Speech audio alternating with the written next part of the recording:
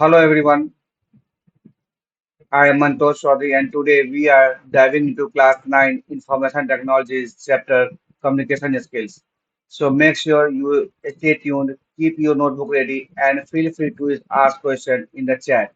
Let's make learning fun and interactive. Let's begin. आज हम लोग क्लास 9 के इंफॉर्मेशन टेक्नोलॉजी का चैप्टर 1 स्टार्ट करने वाले हैं। इसका नाम है कम्युनिकेशन स्किल्स। जिन लोगों ने प्रीवियसली मुझसे क्लासेस लिए हैं उनके लिए बहुत ही बढ़िया है, उनको एक बार रिवाइज करने का मौका मिलेगा। और जो नए हैं चैनल पे वो प्लीज चैनल को सब्सक्राइब करें, लाइक करें एंड शेयर करें। सबसे पहले देखते हैं कि आखिर ये कम्युनिकेशन स्किल्स में कम्युनिकेशन का क्या मतलब होता है। What is communication? Sharing of information from one person to other by speaking, writing, signals or by any other means is called communication। किसी भी मीन्स से, चाहे वो लिख कर हो, बोल कर हो, साइन में हो, कैसे भी हो, अगर हम इंफॉर्मेशन को एक्सचेंज करते हैं, शेयर करते हैं, तो उसे हम कम्युनिकेशन बोलते हैं। कम्युनिकेशन का इम्पोर्टेंस क्या है? What is the importance of communication skills? Communication skills की इम्पोर्टेंस क्या है? कम्युनिकेशन स्किल्स के इम्पोर्टेंस है, इससे आप कम्युनिकेशन स्किल्स के थ्रू आप किसी के साथ सस्टेनेबल रिलेशनशिप बिल्ड कर सकते हो, इंफॉर्मेशन शेयरिंग कर सकते हो, प्रॉब्लम को सॉल्व करने कर सकते हो, कोई भी डिसीजन हो उस डिसीजन को मैंने आपका प्रॉब्लम को सॉल्व करने के लिए कोई डिसीजन ले सकते हो। जो भी आपके रिलेटिव फ्रेंड्स या आपके सर्कल में जो भी कॉन्फ्लिक्ट्स है, मिसअंडरस्टैंडिंग्स हैं, उसको आप दूर कर सकते हो बाय कम्युनिकेशन। अपना खुद का पर्सनल ग्रोथ एंड डेवलपमेंट कर सकते हो।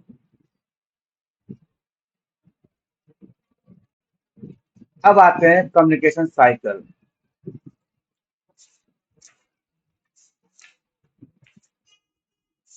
आखिर ये कम्युनिकेशन साइकिल होता क्या है?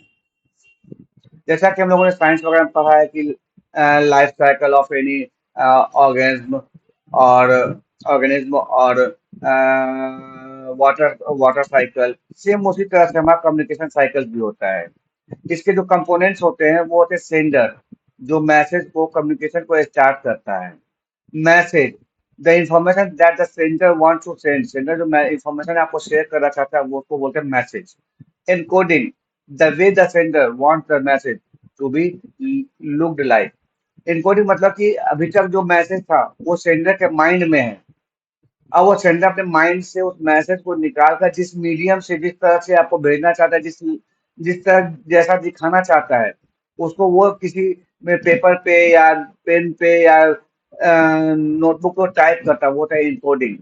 देन आता है चैनल, किस मीडियम से वो आपको मैसेज कम्युनिकेट करना चाहता है, बोल कर, लिख कर, व्हाट्सएप पे, टेलीग्राम पे, मैसेंजर पे, इसको बोलते हैं चैनल या फिर मीडियम भी बोल सकते हैं इसको हम। देन आता है रिसीवर, जिसके पास वो मैसेज जाना है, जिसके साथ कम्युनिकेट कर रहा है सेंडर, वो होता है रिसीवर। डिकोडिंग, रिसीवर के पास मैसेज जाने के बाद जिस तरह से जब वो मैसेज रीड करता है तो वो होता है डिकोडिंग। एंड रीड करने के बाद अगर वो आपको रिप्लाई देता है या रिस्पॉन्स देता है तो उसको बोलते हैं feedback. This is the communication cycle. इसमें से अगर एक भी एलिमेंट मिसिंग हुआ तो कम्युनिकेशन साइकिल कभी भी कंप्लीट नहीं होगा। क्लास 9th में हम सभी चीजों के बारे में डिटेल में डिस्कस करेंगे एक्सेप्ट फीडबैक। फीडबैक को डिस्कस करना है हमें क्लास 10th में। देन आता है कि आखिर में कम्युनिकेशन कम्युनिकेशन होता है, ये स्टार्ट कहाँ से हुआ? क्या ये कम्युनिकेशन अभी जिस तरह से मॉडर्न वर्ल्ड में है, क्या इस कम्युनिकेशन सिर्फ मॉडर्न वर्ल्ड में ही यूज होता है या इससे पहले भी यूज होता था? बिल्कुल, ये कम्युनिकेशन बहुत पुराना है। तो इससे जिस टाइम ह्यूमन बींग्स ने जब बात करना शुरू किया उस टाइम से हमारा कम्युनिकेशन स्टार्ट हुआ। तो पहले के टाइम पे कम्युनिकेशन क्या होता था, किस साथ कम्युनिकेट होता था?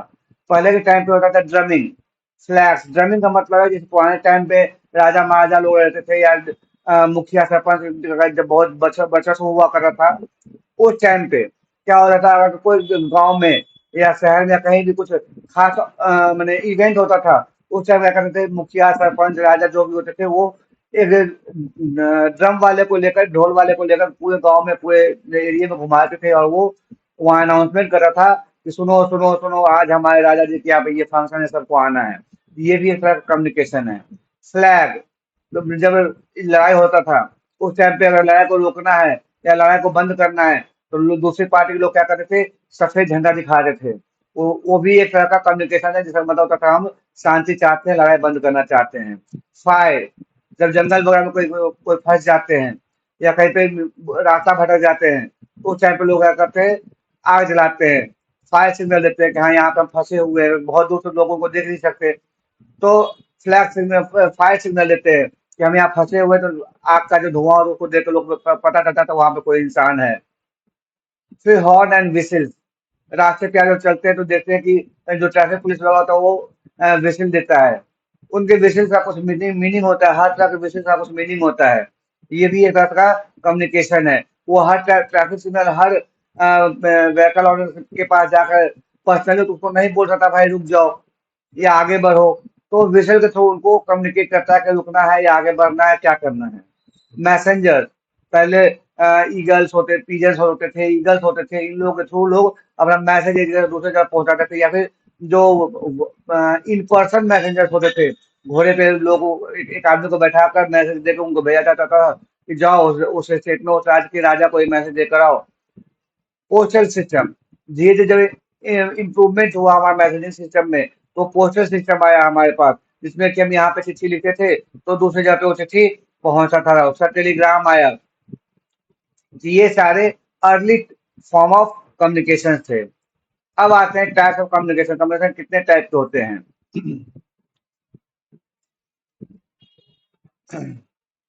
कम्युनिकेशन, टाइप्स ऑफ कम्युनिकेशन में आता है वर्बल कम्युनिकेशन, जिसमें कि हम बोलकर, फेस टू फेस या फोन कॉल पे किसी भी मीडियम से अगर हम बोलकर कम्युनिकेट करते हैं तो वो आता है हमारा वर्बल कम्युनिकेशन में।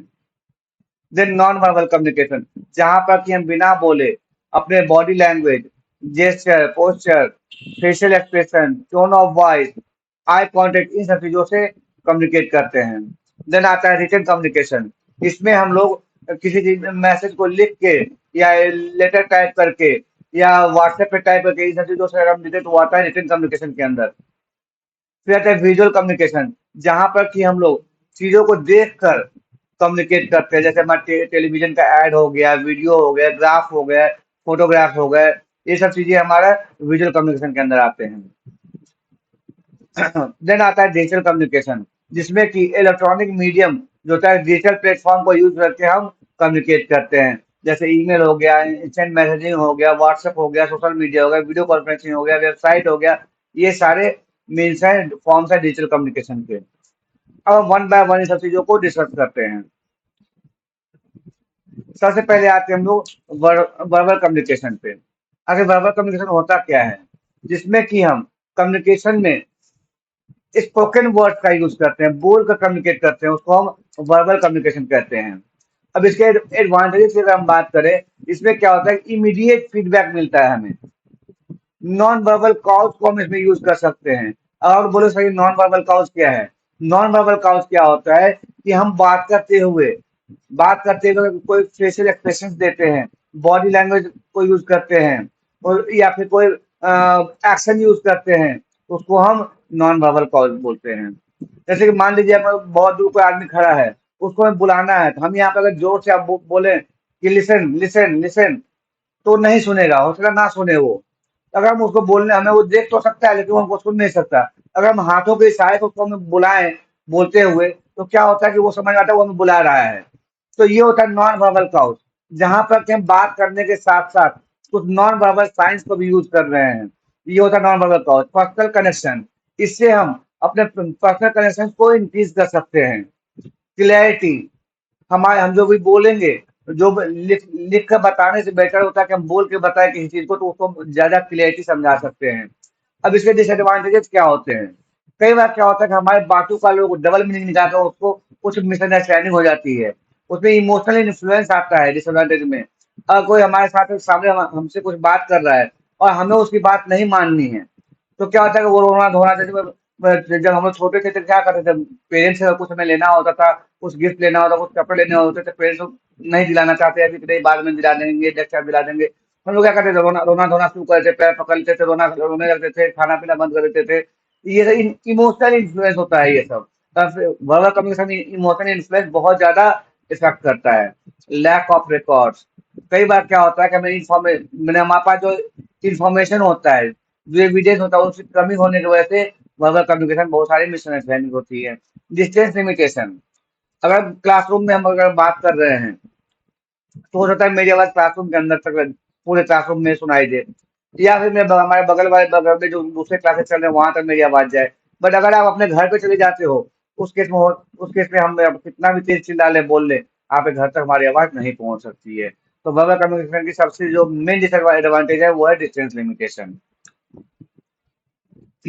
अब आते हैं नॉन वर्बल कम्युनिकेशन में।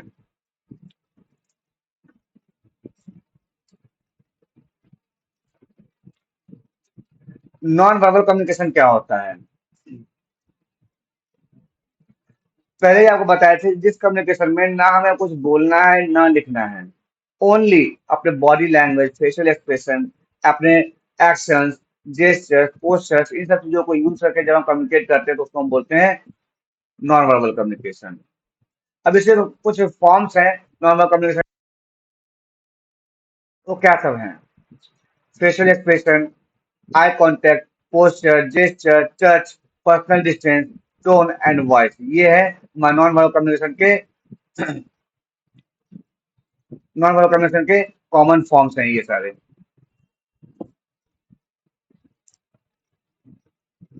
2 मिनट का ब्रेक लेंगे, फिर हम आते हैं नेक्स्ट टॉपिक पे। सॉरी फॉर इनकन्वीनियंस, कुछ टेक्निकल इश्यूज की वजह से मैं थोड़ी देर के लाइव को रोकना पड़ा था।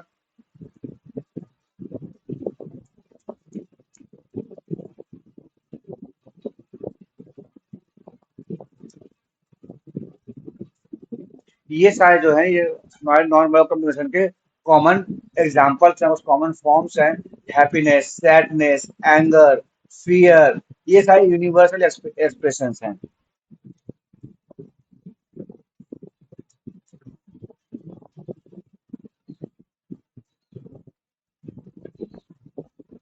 आई gaze, facial expression, gesture, posture, physical touch, ये सभी हमारे नॉन वर्बल कम्युनिकेशन के कॉमन फॉर्म्स हैं, एग्जाम्पल्स हैं।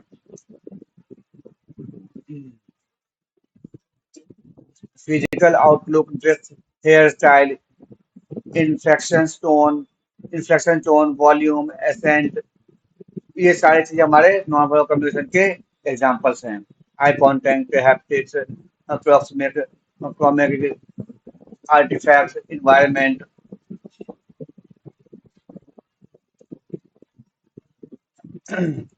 अब आते हैं advantages and disadvantages of non verbal communication. Non verbal communication के एडवांटेजेस और डिसएडवांटेजेस क्या हैं? एडवांटेज अगर हम जाते हैं नॉन वर्बल कम्युनिकेशन के, तो universal understanding. Non verbal communication जो होता है यूनिवर्सल अंडरस्टैंडिंग होता है। जैसे कि मान लीजिए आप किसी भी अदर कंट्रीज में जाते हैं, अब आप व्हाट्सएप आप यूज करने जा रहे हैं वहां पे, तो क्या होता है, सिंबल लगा होता है मेल फीमेल का, तो वो सिंबल हर जगह एक्सेप्टेबल होता है, हर जगह अनएक्सेप्टेबल होता है। ऐसा नहीं कि अगर चाइना में मेल फीमेल का सिंबल लगा हो तो मेल का मतलब फीमेल और फीमेल का मतलब मेल होगा, नहीं। वहां भी मेल का मतलब कि यही होगा कि ये मेल वॉशरूम है, फीमेल का मतलब ये फीमेल वॉशरूम है। एक्सप्रेस इमोशन, आप अपने इमोशंस को एक्सप्रेस करके बता सकते हैं। अपने फीलिंग को, इमोशन को एक्सप्रेस करके अपने फीलिंग को और एटीट्यूड को इफेक्टिवली कन्वे कर सकते हैं।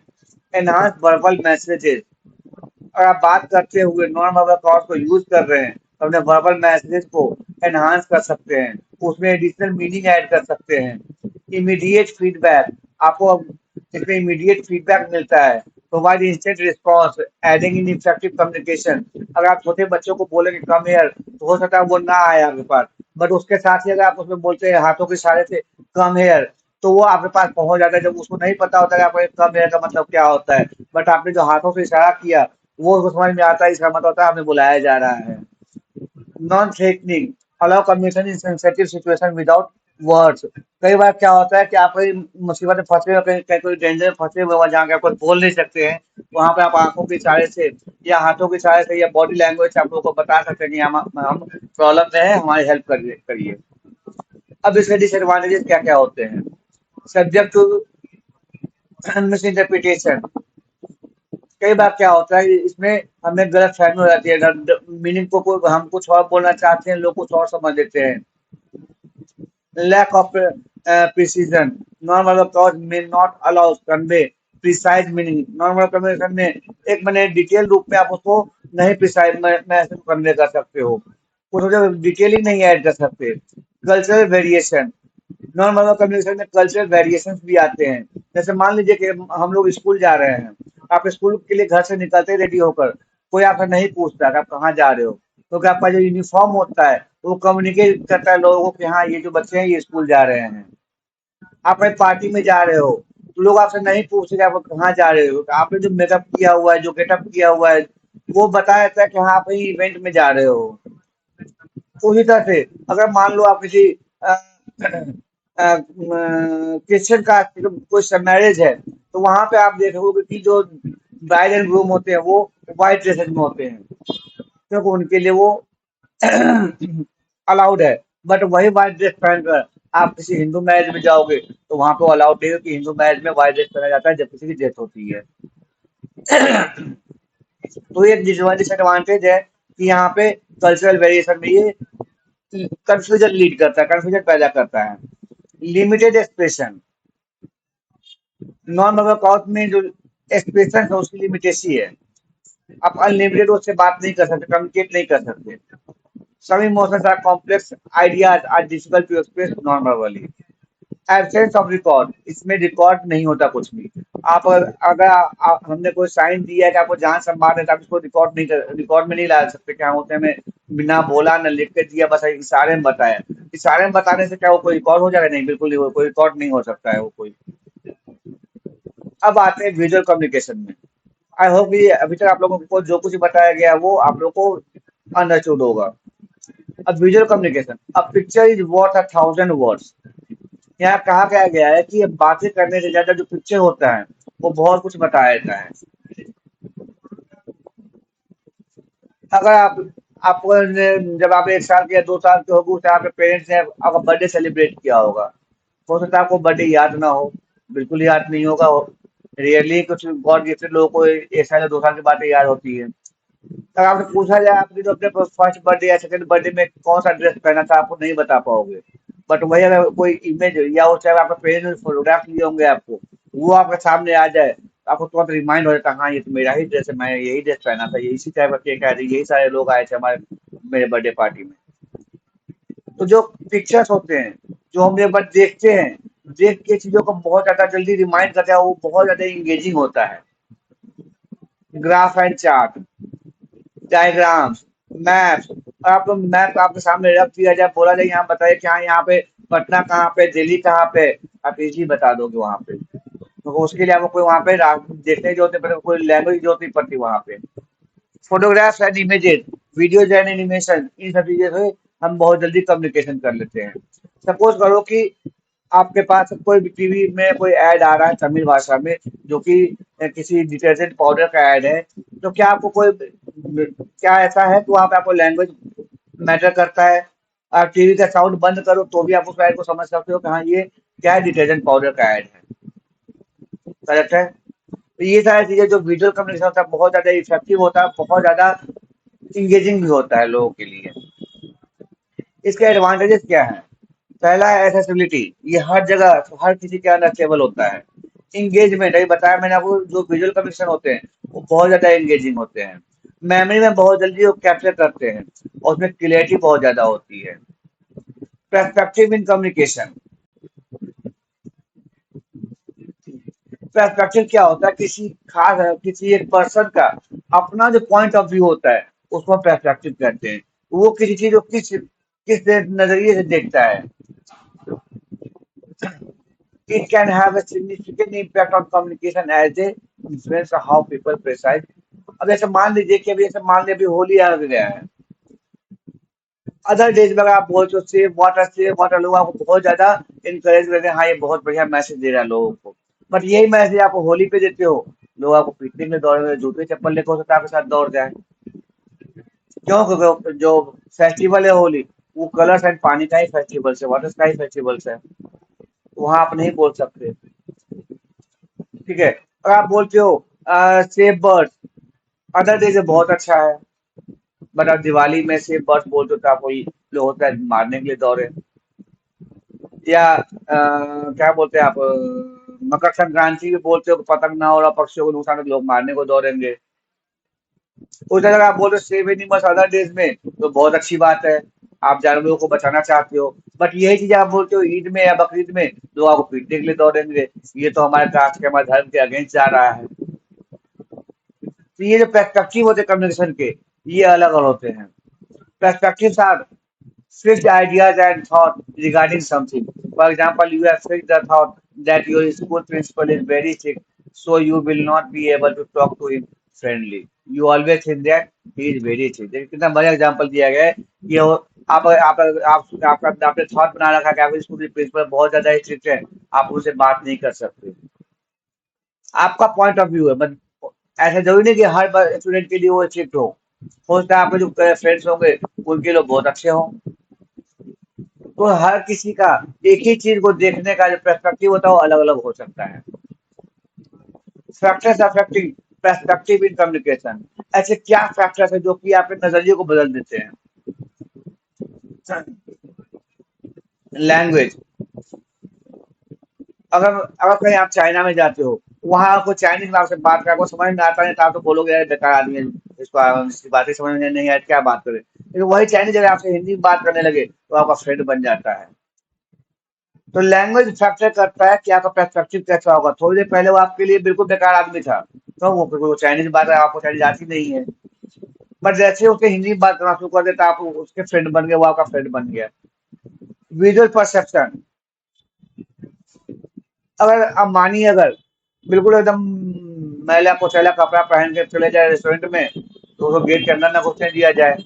लेकिन वही एकदम बिल्कुल सूट बूट पहन के चले जाए कोई भिखारी भी, तो लोग जो सिक्योरिटी गार्ड होगा वो सैल्यूट मारेगा उसको। उसको नहीं पता उसकी जेब में 1 रुपया नहीं है, टनी नहीं है, लेकिन सैल्यूट जरूर मारेगा उसको। क्यों? उसने विजुअल जो परसेप्शन, विजुअल जो लुक है उसको देखकर। पास्ट एक्सपीरियंस, अगर आपने अपने किसी फ्रेंड को पास्ट में चीट किया हो या उसको कुछ गलत बोला हो, तो आगे भी हो सकता है वो आपसे बात करने से पहले 100 बार सोचेगा।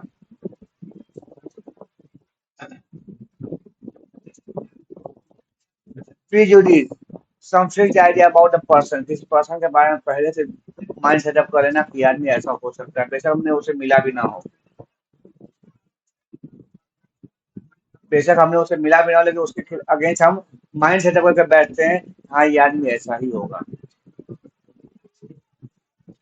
Feeling, how are you feel at the time, आप इस टाइम पे कैसा फील कर रहे हो। जैसे मान लो अपने फ्रेंड के साथ हो तो आप बहुत बढ़िया फील कर रहे हो, लेकिन साथ में कोई अगर स्ट्रेंजर आ जाए, आपकी फीलिंग चेंज हो जाती है। तो उसके सामने हम कैसे बात करेंगे अपने फ्रेंड्स को बिल्कुल ओपन होकर, कैसे बात कर नहीं कर पाएंगे। ये भी एक कम्युनिकेशन का फैक्टर होता है जो कि आपके पर्सपेक्टिव को चेंज कर देता है। Environment, the environmental condition during communication, आप कहीं पे बैठ के बात कर रहे हो और अचानक बारिश आने लगे, तो बात कर पाओगे नहीं, पहले भागोगे कि कैसे भी बचा जाए। आंधी तूफान आ जाए, पहले भागोगे कि कैसे भी बचा जाए। यहाँ पे आपके पर्सपेक्टिव को चेंज होता है ये। कल्चर, अभी मैंने जैसे आपको बताया कि अगर आप सेफ वाटर बोल रहे हो तो और दिन के लिए बहुत बढ़िया, बट होली में नहीं बोलना है इसको, तो लोग बहुत पीटेंगे। तो कल्चर भी आपके पर्सपेक्टिव को चेंज करता है। अब आते हैं effective communication. The greatest problem with communication is we don't listen to understand, we listen to reply. Effective communication में सबसे पहले स्टीफन कॉवी हैं, ये बहुत बड़े विचारक है। इनका क्या कहना है कि जनरली लोग क्या करते हैं बातों को समझने के लिए कम्युनिकेशन नहीं करते हैं। अगर आप हमसे बात करें तो हम आपको समझना नहीं चाहते हैं, बस इसलिए आपको हम सुन रहे हैं कि आपको हम रिप्लाई कैसे करेंगे। हमें रिप्लाई करने के लिए नहीं सुनना चाहिए किसी किसी को, हमें उसको समझने के लिए सुनना चाहिए कि आखिर वो बोल क्या रहा है हमारे सामने।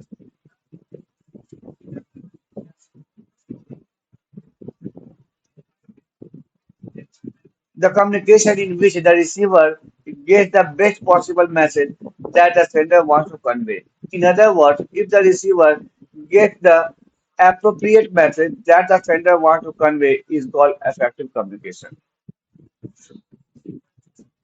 अगर हम ऐसी बात कर रहे हैं जिसको लोग सिर्फ हमारी बातों को समझने के लिए सुन रहे हैं ना कि हमें रिप्लाई करने के लिए, तो हमारा जो कम्युनिकेशन है बहुत ही इफेक्टिव है उस केस में। ये है इफेक्टिव कम्युनिकेशन के 7 C's। अभी 7 C's क्या है? क्लियर, आपके मैसेज में क्लियरिटी होनी चाहिए। Be clear about the goal and purpose of the message. आपका जो मैसेज जिस काम के लिए तैयार किया आपने मैसेज को, वो पूरा अगर कर रहा है तो आपका मैसेज इफेक्टिव है। Concise, keep to the point and keep your message short and simple.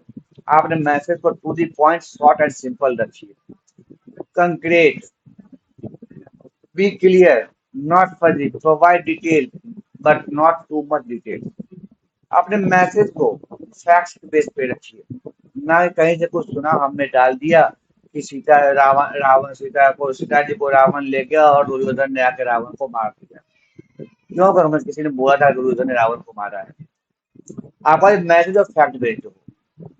Correct, make sure your message is accurate and grammatically भी करेक्ट हो। आपका जो मैसेज हो उसमें कोई मिस्टेक ना हो, ना ग्रामेटिकली ना verbally. Coherent, make sure your message flow well and laid out logically. आपका मैसेज बिल्कुल लॉजिकली होना चाहिए, इलॉजिकली बात नहीं होनी चाहिए। आपका मैसेज जो वो पूरा कंप्लीट हो, आधा अधूरा मैसेज कन्वे ना किए करे आप। एंड कर्टनेस, कर्टसी, यानी कि आप जिसके सामने मैसेज को रिप्रेजेंट कर रहे हो, मैसेज को कन्वे कर रहे हो, उनके लिए भी आप फ्रेंडली हो, पोलाइट हो, प्रोफेशनल एंड ओपन हो। ऐसा नहीं हो कि आप गए स्टेज पे मैसेज कन्वे करने के लिए, बोले अरे सुनने को सुनना तो भागे यहाँ से। तो लोग सुनेंगे जब बाद में, पहले आपको सुनाएंगे अच्छे से। तो आप जिसके सामने मैसेज कन्वे कर रहे हो उनके लिए भी आपको पोलाइट, फ्रेंडली और प्रोफेशनल एंड ओपन होना होगा, ताकि आपको लोग सुने।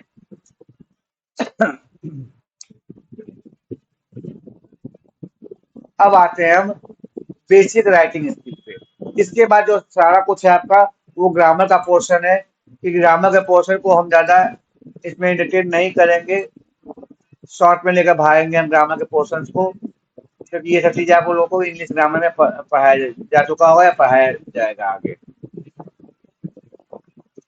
ग्रामर के पोर्शन में हमारे पास आएगा बेसिक राइटिंग स्किल्स में कैसे राइटिंग लिखना है, spelling, grammar, punctuation, vocabulary, clarity, organization and formation.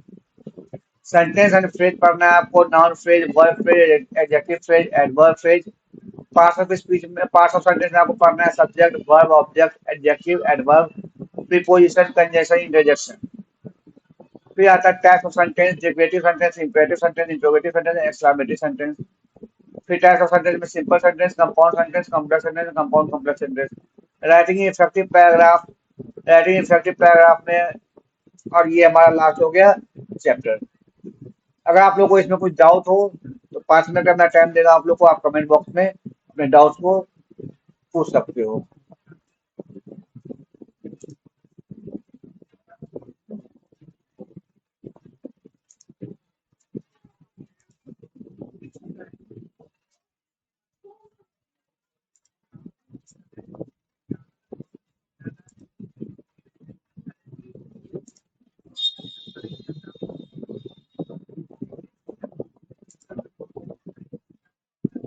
5 minute का मैं टाइम दे रहा हूँ आप लोग को, आप कमेंट बॉक्स में अपने डाउट्स को पूछ सकते हो।